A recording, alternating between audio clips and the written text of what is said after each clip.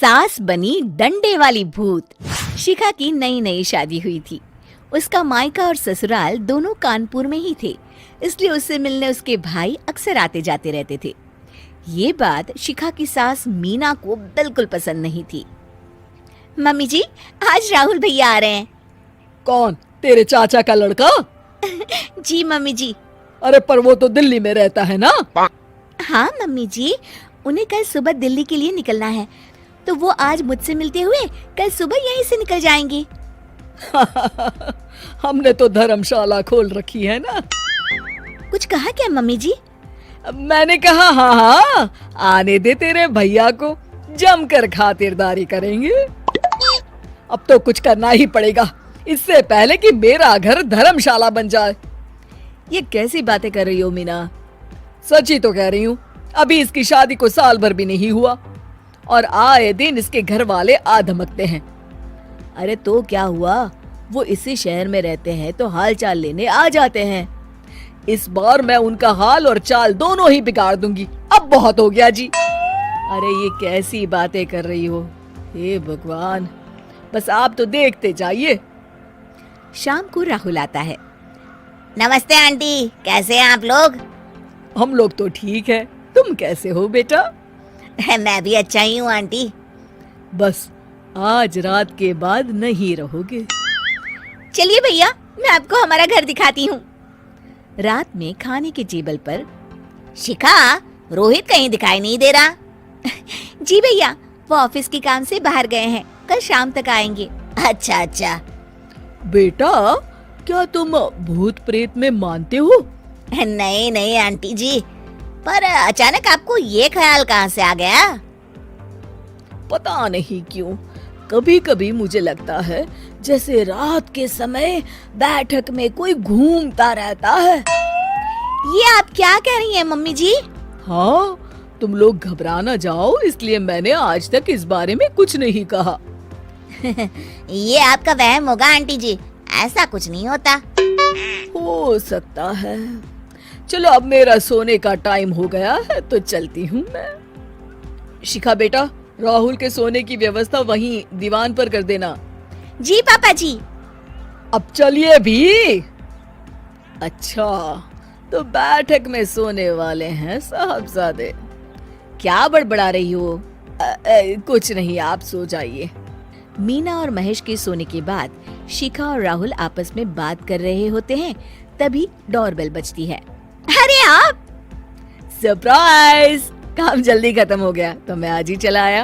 ये तो बहुत अच्छा किया। देखिए राहुल भैया भी आए हुए हैं, आप दोनों का मिलना भी हो जाएगा। कैसे हो रोहित? मैं तो ठीक हूँ भैया। शिखा, मैं भी आज यहीं सो जाता हूँ, राहुल भैया से बातचीत भी हो जाएगी। अच्छा अच्छा, ठीक है। मीना आधी रात को उठती है, कंबल मुंह से पैर तक ओढ़ के डंडा लेके बैठक में आती है और देखती है दीवान पर चादर ओढ़े कोई लेटा हुआ है। देखो तो कैसे मजे से सो रहा है बहन के ससुराल में। मीना ताबड़तोड़ 4-5 डंडे मार देती है। अरे मर गया, अरे बचाओ बचाओ, कौन है? मीना जल्दी से अपने कमरे में भाग जाती है।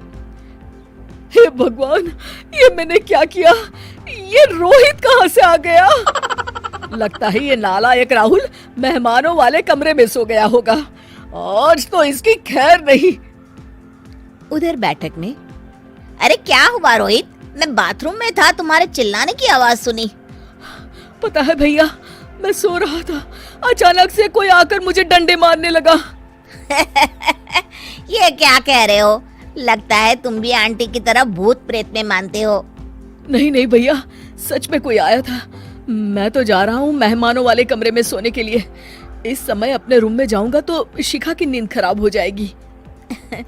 ठीक है भाई, जाओ तुम, जहाँ तुम्हारा भूत डंडा लेके ना आ सके। थोड़ी देर बाद मीना कंबल ओढ़ के डंडा लेकर मेहमानों वाले कमरे में पहुँच जाती है। वो बिस्तर पर सोए रोहित को फिर डंडों से मारने लगती है। अरे मर गया, अरे मर गया। तू भूत प्रेत में नहीं मानता ना? ये ले, अब डंडे खा। हैं? ये तो माँ की आवाज है। रोहित कंबल खींच देता है। बेटा तू! अरे ये क्या कर रही हो माँ? मार मार के मेरा भरता बना दिया आपने। माफ कर दे मेरे लाल, मैंने तो तुझे ही मार मार के लाल कर दिया। मैं तो उस राहुल के बच्चे को सबक सिखाना चाहती थी। राहुल भैया को? हाँ बेटा, मुझे लगा अगर उसे डंडे मारूंगी तो शिखा के मायके वाले यहाँ आना छोड़ देंगे। हे भगवान, माँ ये घर शिखा का भी है, उसके घर वाले जब चाहे आ सकते हैं। हाँ बेटा, आज मुझे भगवान का इशारा समझ में आ गया। मैं कितना गलत करने चली थी और अपने ही बेटे को चोट पहुंचा दी। अब चुपचाप जाके सो जाओ माँ, और किसी को कुछ बताने की जरूरत भी नहीं है। शिक्षा दूसरों का बुरा चाहने वालों के साथ भी बुरा ही होता है। आशा है आपको हमारी कहानी पसंद आई होगी। कृपया इसे लाइक करें, अपने दोस्तों के साथ शेयर करें और हमारे चैनल कहानी कोना को सब्सक्राइब करें। धन्यवाद।